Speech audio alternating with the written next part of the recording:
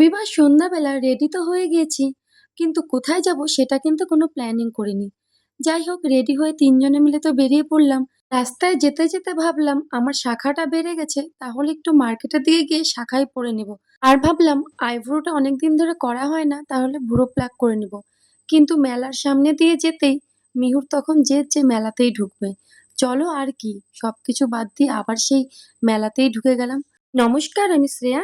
আমার আরো একটি নতুন ভ্লগে তোমাদের সকলকে স্বাগত জানাই। রবিবার দিন আমাদের কিন্তু সেকেন্ড টাইম আবার মেলাতে যাওয়া হলো।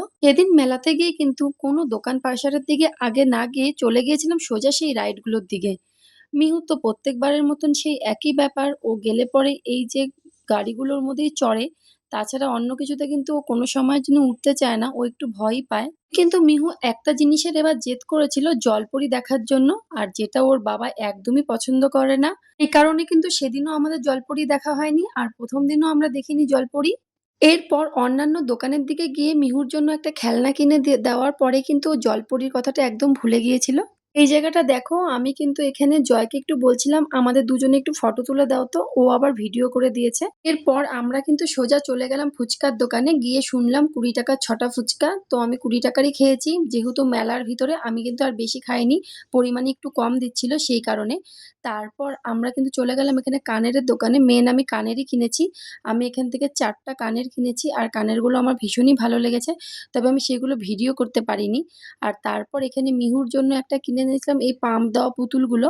তো এগুলোও নিয়েছিল দাম মনে হয় 50 কি 60 টাকা করে, আমার অতটা মনে নেই। আর আমি যে কানেরগুলো কিনেছি সেগুলো কিন্তু প্রত্যেকটাই 40 টাকা করে।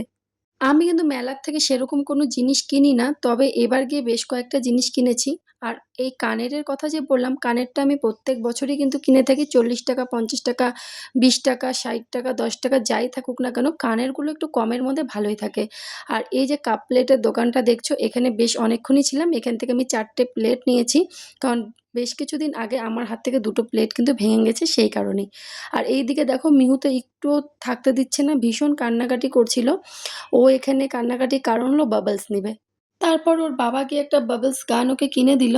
কারণ ও যা বিরক্ত করছিল, ওর বাবা 2 একটা জিনিস দেখছিল, সেইগুলো দেখতেও দিচ্ছিল না। আর সেখান থেকে কিন্তু আমরা নিয়ে নিয়েছি বোতল পরিষ্কার করে সেই জিনিসগুলোর নাম কি আমি সঠিক বলতে পারবো না। ওই দোকান থেকে আরো টুকিটাকি সংসারে বেশ কিছু জিনিস কিনেছিলাম। সেদিন কিন্তু মেলা থেকে ভালোই জিনিস কেনা হয়েছিল আমাদের, কারণ প্রথম দিন গিয়ে আমরা সেরকম কিছুই কিনিনি। আর বেরোনোর আগে কিন্তু আমরা সেই প্রত্যেক বছরের মতন এই বছরও জিলাপি মাস্ট। সেই মেলাতে যে আসে জিলাপিগুলো আমার কিন্তু ভীষণ ভালো লাগে। আর এই বছরও কিন্তু সেইগুলো নিতে ভুলিনি, জিলাপি কিনে নিয়েছি। মেলার ভিতর থেকে আর তেমন কোনো কিছুই কিন্তু খাইও নি, কিনিও নি, কারণ মেলার জিনিস আমি খুব একটা কিনি না। এই যে আমরা মেলার থেকে বেরিয়ে পড়েছি, বাইরে এসে আমরা একটা করে এগ রোল খেয়ে কিন্তু বাড়ির দিকে রওনা দিয়ে দিয়েছি।